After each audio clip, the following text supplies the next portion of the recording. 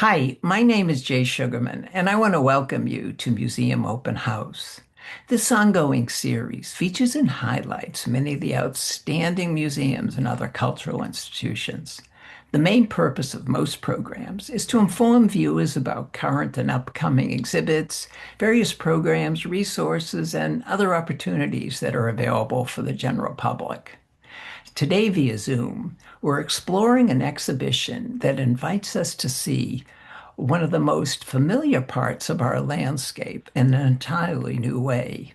The exhibition, Learning with Trees, Artists and Ecologies of Connection, now on view at Boston City Hall and HallSpace in Dorchester, asks us to slow down, look more closely, and consider what trees can teach us about community, resilience, memory, and our relationship with the natural world.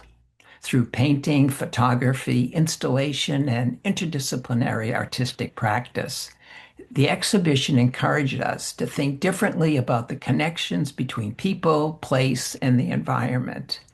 The artwork featured today is the result of a wonderful partnership between the Boston City Hall Galleries and Tree Boston, bringing together artists, community organizations, and a curator to create an experience that extends well beyond the gallery walls. Joining us are Martina Tanga, the exhibition's curator, Mariana Rey, galleries and exhibitions manager for the City of Boston, and three of the highly accomplished artists whose work is on display, Bruce Myren, Sophie Weston Chien, and Joel Janowitz.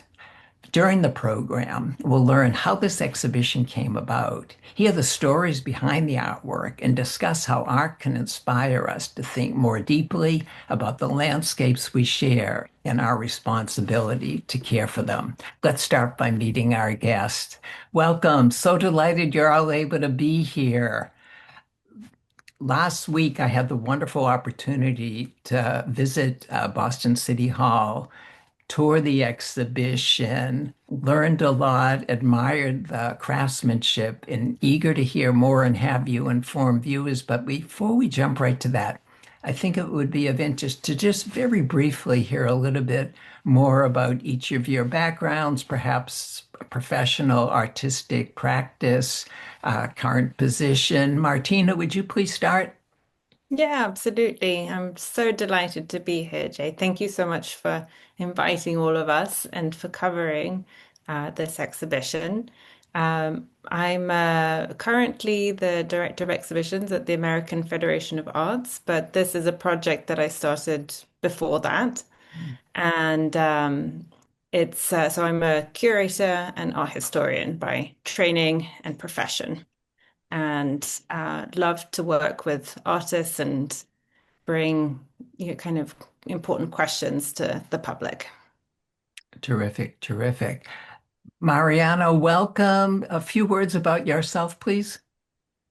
Absolutely. Thank you for having us, Jay. My name is Mariana Rey. I use she, her pronouns. I'm a curator and I manage the galleries at Boston City Hall. I've been working with the Mayor's Office of Arts and Culture for 2 years, where we have 5 exhibition spaces inside City Hall where we feature local artists and art organizations, making up a robust program of roughly 20 exhibitions a year. Fabulous, fabulous. Bruce, welcome. A few words about yourself, please. Hi, I'm Bruce Myren. I use they, them pronouns, and I work as my day job is at Harvard and at the Peabody Museum. And have been a photographer for 40 years and went to Mass Art. Thank you. Thank you. Sophie, welcome. A few words, please, about your background. Sure. Hi, everyone. Sophie Weston Chien. I use she, her pronouns. I'm one half of the collaboration Just Practice with Amanda Ugorji. And I'm also a assistant professor in environmental design at University of Colorado Boulder, but moved from the Boston area before coming here. Thank you. And Joel, welcome. Could you share a little bit about your background, artistic interests? Sure. So I've been painting since I was a kid, which is a long time ago, and had very early on, a teacher, an art teacher in a pretty lower middle class school, public school, who had studied with Motherwell. And so we actually had a small group that did abstract paintings in high school, which was very unusual back in the 60s, and went on to Brandeis. And I think I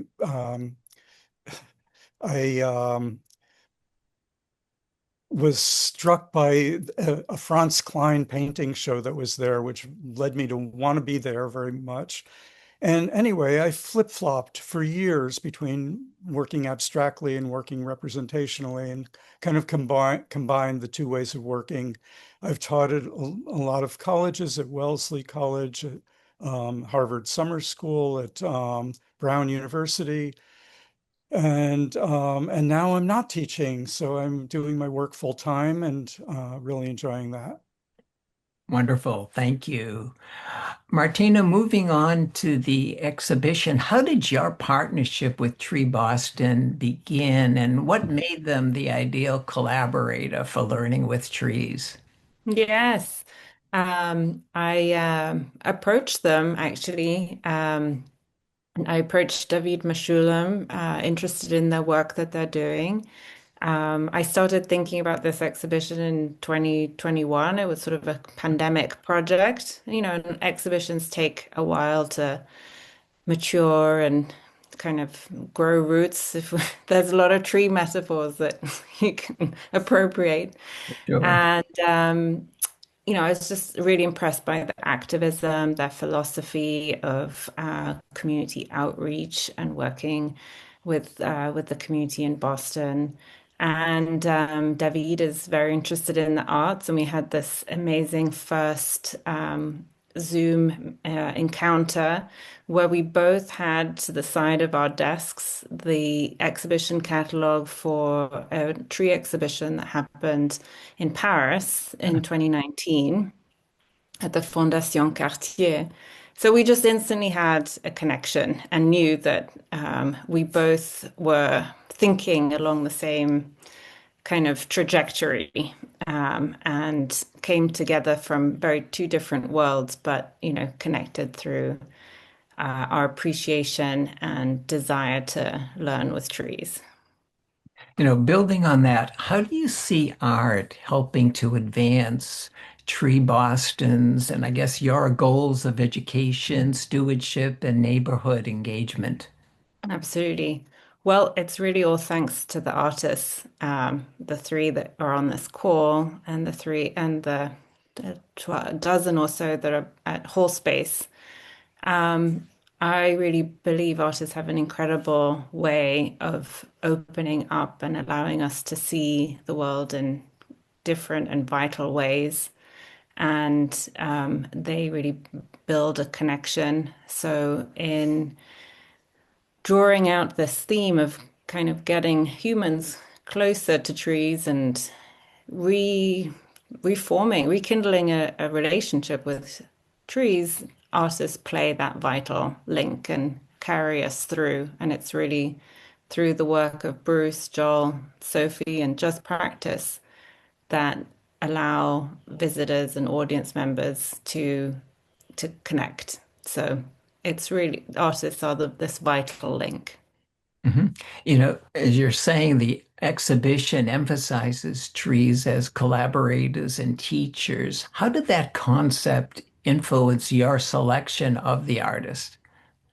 Yes, I humans have been in love with trees since time immemorial. They make up our first habitat. We first evolved in trees. That's why we have kind of um, it's in our biology, it's in our physiognomy because of we used to grab branches, and trees kind of filter through in all kind of cultural manifestations around the world.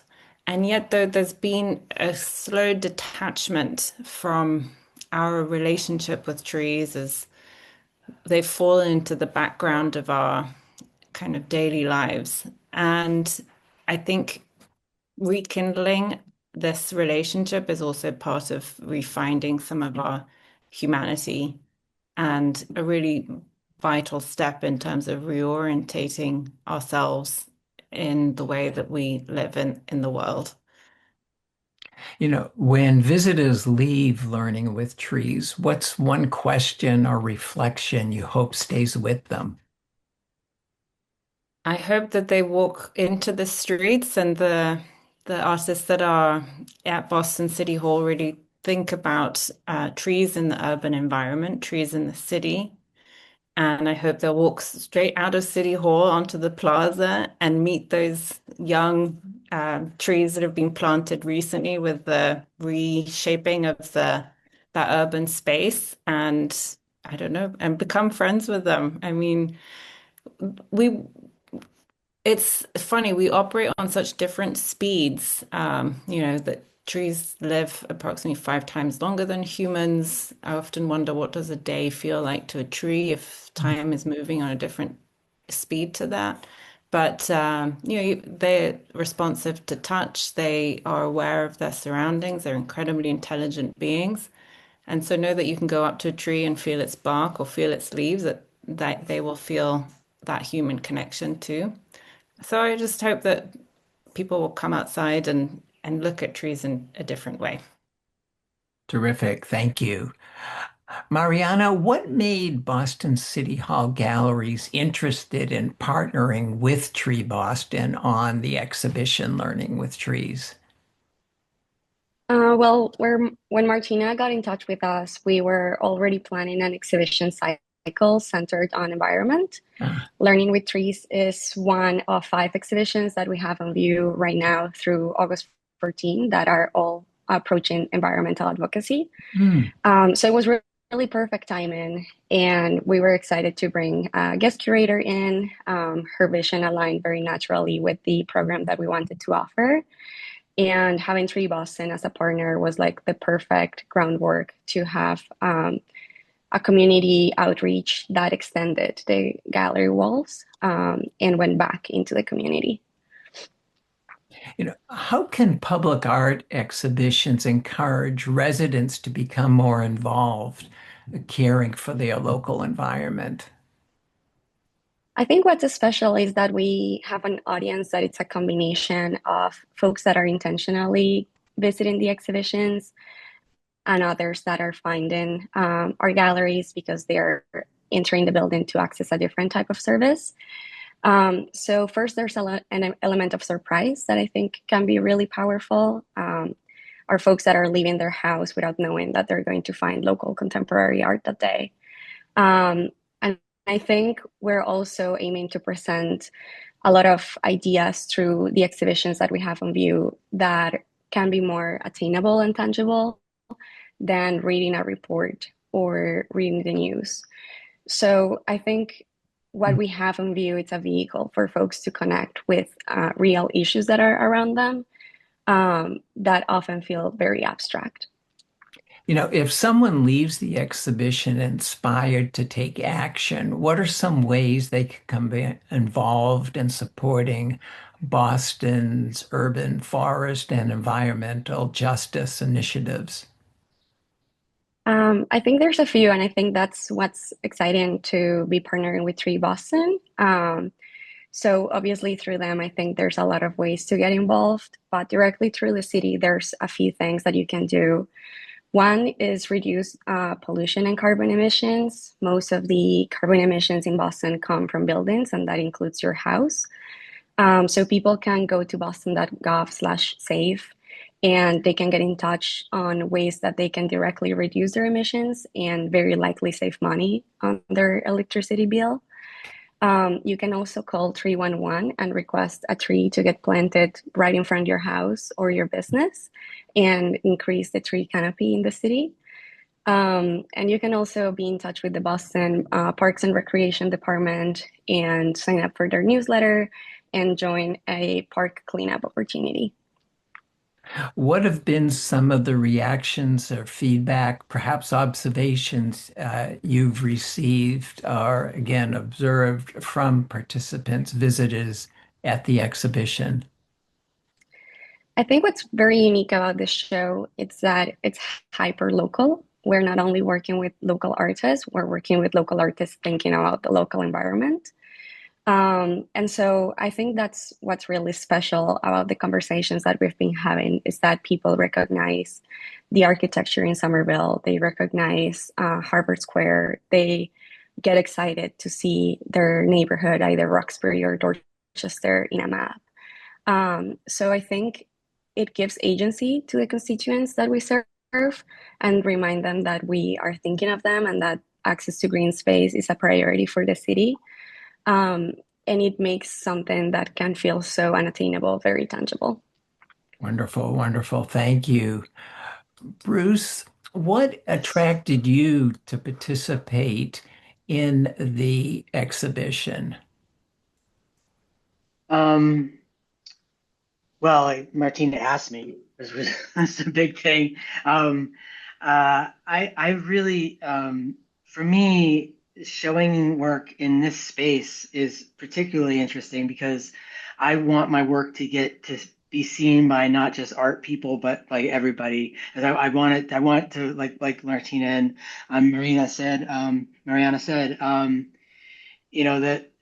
I want people to get a better sense of the trees around them and have a better appreciation for those trees, and to maybe become activists in some way. In Cambridge we have a tree adoption program, and so you can adopt a tree and basically water it and put mulch down against it and stuff with it. So that was what I was really like, that opportunity to share my work for one, because I love to share, the whole point is to share the work, but then to share it in a place that is going to be the everyday people coming in and looking at in their own environment and having like a reflection of their environment on the wall. You know, what trees or locations in Boston, surrounding areas inspire your work? And perhaps a few comments as we look at some of the wonderful images of your work. Sure. Um, well, it started out with this picture actually started out as I was in 2006 making pictures of monuments and markers, historical markers around Cambridge and Boston and Somerville, and I came upon the Washington elm, and it started me thinking about elm trees in particular, but this tree was not the original tree, and that started me on this whole research about elms and the roles that elms played in the beautification of urban and suburban areas, starting in the 1830s, and with a real push to plant these around down Main Streets or Elm Street. So I started doing research on it and finding out more and more about the trees, and that though they have Dutch elm disease and they're dying, there's also disease-resistant cultivars that have been invented and that are getting planted. Cambridge itself plants about 100 elms a year that are disease-resistant, and then they take care of the ones that they have. Sure that answers your question, but that's some of what I think about when I'm making these pictures is that like these are all brand new elms down in Cambridge Common. They planted them all in a row. Those two, there's like a little alley of trees, and that one on the one on the right is also an elm, an older elm. Um, What so I'm just trying to capture what. Go ahead. Go ahead. what conversations do you hope your work sparks among visitors as they move through learning with trees and consider their own relationships with the natural Yeah. world? Well, the big one I think is that people don't realize that there's elms being planted. I think a lot of people think elms are gone completely and that they don't exist. Um, and so I think that the big thing is I want people to be aware that their elms are still being planted and that they're still beautiful trees and that we can take care of them, and with good care we can have beautiful tree-lined streets again. Just Yeah. ending, unfortunately, our conversation for now, what's one of Yeah. the most important lessons you've learned from observing or working with trees? I guess for me it's the importance of what they do for the environment. I mean, they clean our air, they provide oxygen for us, shade, they cool cities, all these things that we really need as the climate changes, as things get a little more crazy. We need these things to help our environment stay nice. And the more trees we plant, the better off we're going to be. Most definitely, most definitely. Thank you very much for Sure, now. sure. Sophie, welcome as we see a wide shot of some of your work on display. Could you first share a little bit more about your collaboration Just Practice and how the different disciplines that you collaborate work with inform one another in your work? Sure. So me and my friend Amanda met in architecture school down in Providence, and have backgrounds in architecture, landscape architecture, and urban planning. And our collaboration just practice is really about translating our built environment and how that affects who lives where, how they feel in spaces, who has access to services. So we really take like a social justice lens to the built environment, and try to use this other technique, tufting, which you see here, to communicate some of these kind of social conditions in the kind of built environment. You know, looking a little more closely at the piece of art we see in front of us, can you share what we're viewing and the intent and what we can learn from it? Sure. So in this series, we were trying to understand the experience of and history of Black neighborhoods in the Boston area, through trees, but more specifically, just like kind of environmental conditions. So what you're seeing here, the colors indicate land use. So commercial spaces, residential spaces. But we also wanted to understand the kind of future of climate projections. So the kind of, if you squint your eyes, you see it looks a little bit wet, and those are actually zones that are prone to flooding, both from sea level rise and from large precipitation events. And so the green you're seeing is also the kind of vegetated places that can better absorb water when it comes in. You know, the images that we just enjoyed from a Roxbury and these coming up are from Dorchester. Building on observations, what are we seeing here, and what are some differences between the two that we could just bring up for a moment? Sure, yeah. So it's the same kind of key to both of them, so you can read them both in the same way. I think here you're seeing with the major thoroughfares, there's going to be a lot of flooding, right? You see the roads Mhm. kind of turn in that. Roxbury and Dorchester are really interesting. We also mapped East Cambridge, and what we found across the region is that, and probably many folks in these neighborhoods are experiencing this, is that Roxbury and Dorchester are actually pretty safe in terms of climate change, in terms of water. I think urban heat island effect is going to be more of a problem, but because of that safety from sea level rise, um, some of the analysis we did, we fear that climate gentrification or folks moving from the coast into these neighborhoods could further displace people. So that was some of the analysis we found. That was true for both of the neighborhoods. And just a quick word, we have a close-up here, perhaps about your technique and what we're viewing with this microscopic shot. Mm-hmm. Sure. So I'm actually in my studio. So what you see here behind me is a tufting loom. Tufting is where you stretch a substrate and then you push yarn through it. So what you're seeing here is on the screen is the yarn, both wool and cotton, that's been pushed through. Me and Amanda create a map or a projection. We project it onto our kind of background, and then we tuft through it, which is a pretty traditional carpet making technique. Terrific, terrific. Well, I know there's much more to say and to hear commentary, but for now, going to have to move on. Thank you for that insight and just the fascinating interdisciplinary approach you and Amanda take to your work. Joel, welcome. We're seeing here a nice wide shot on display at the exhibition space of your work, and we're going to zoom in to look at this first one. Could you say a few words about Front Porch? Um, so I want to preface it by just giving a little um, word about how I came to do these paintings, which Please. is that in my neighborhood in Cambridge, the trees were being protected because heavy machinery was coming in to um, to separate the sewer water from the flood water.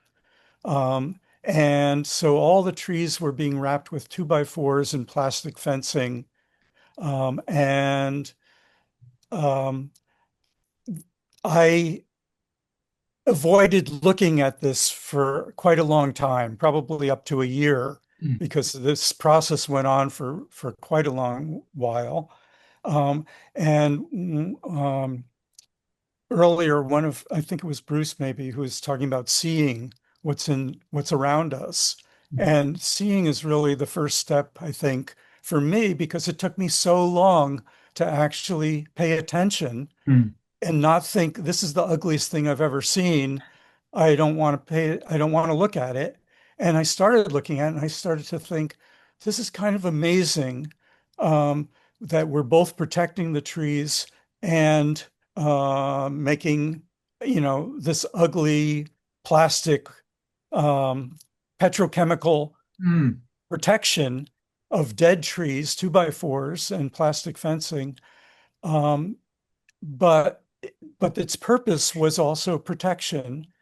And so this became a series of paintings that I did. In this particular one, the sense of disintegration of the fence is falling over, everything is a little blurred out in the foreground, but that those 2x4s that stretch horizontally across the painting lead right up into the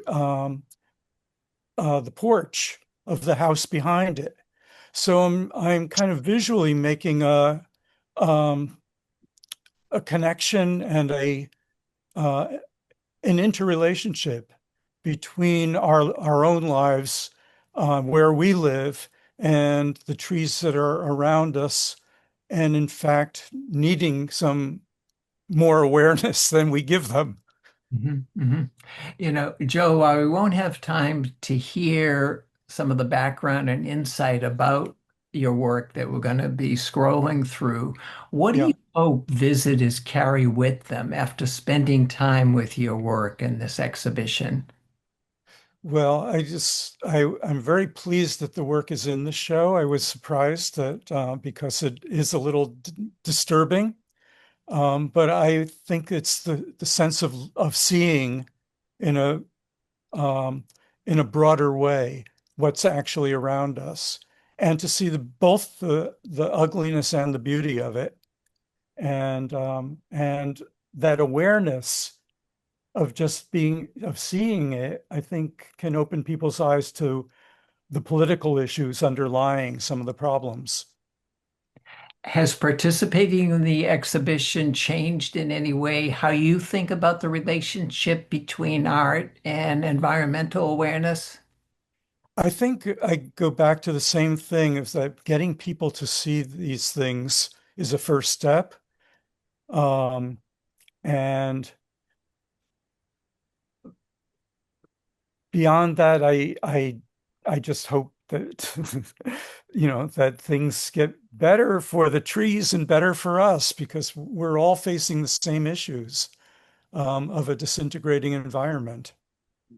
Definitely, definitely. Well, this exhibition and the one on display at HallSpace are definitely pointing us in the right direction, both on display until August 14th. Unfortunately, we've come to the end of the program. I want to thank all of you again so much for taking the time to be here, for sharing your craftsmanship, thoughts about the environment, ecology, and just want to wish you continued success with future endeavors. Thank you. Thank you, Thank Jay. you. Thank you, Jay.